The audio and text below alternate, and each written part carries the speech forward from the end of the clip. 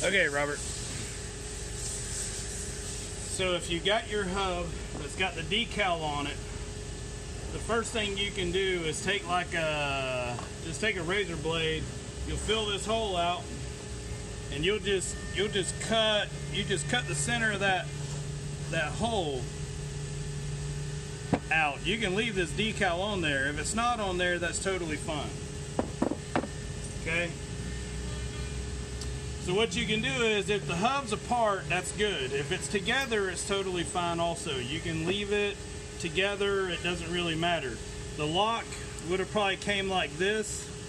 If it's got this big O-ring washer on it, you can take that off. You don't need that. But the way this thing does is, you just spin it like you're unscrewing it, and you'll see the shaft will come out. Then this just comes apart. Then you take this O-ring off and you throw it away. Get rid of that. Now, depending on the shaft and the hub assembly, some of the older ones had bigger holes in the shaft. So if this thing, when you flip this hub over and you go to put this in here, if it's not tight, if it just slips in real easy and it doesn't go in, like you either want to put this in a press and press it in, or take like a 2x4 and beat it down in there. But if it goes in easy, you'll want to take like a punch, you know, that looks like this, and you'll want to peen like the root end of this thing in like 4 spots. Now you don't want to go right at the very base of it. You want to go about a 1/16 or so up, and just peen it in 4 spots.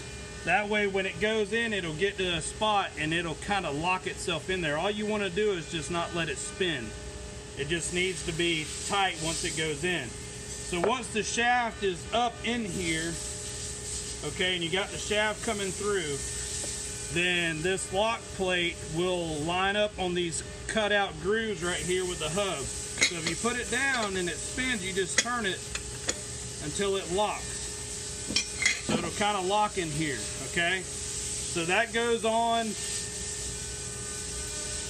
And then what you want to do is the O-ring will go on. Now a lot of times I'll put the O-ring down inside this thing, so that when you put it over the pin, you want that O-ring to go over that pin. So imagine this coming up through the hub, this going down over it, then the O-ring goes on, and then the lock goes on. And the way this thing is designed is, you'll turn this thing,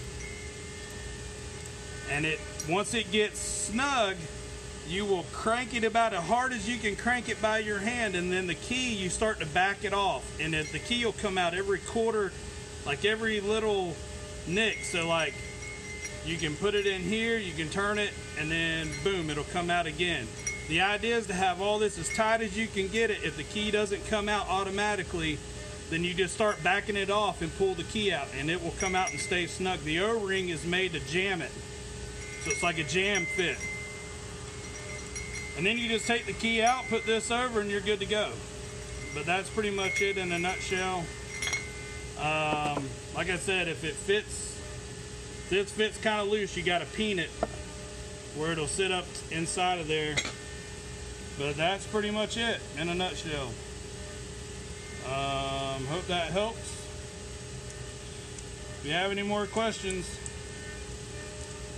just let me know. Thanks, bud.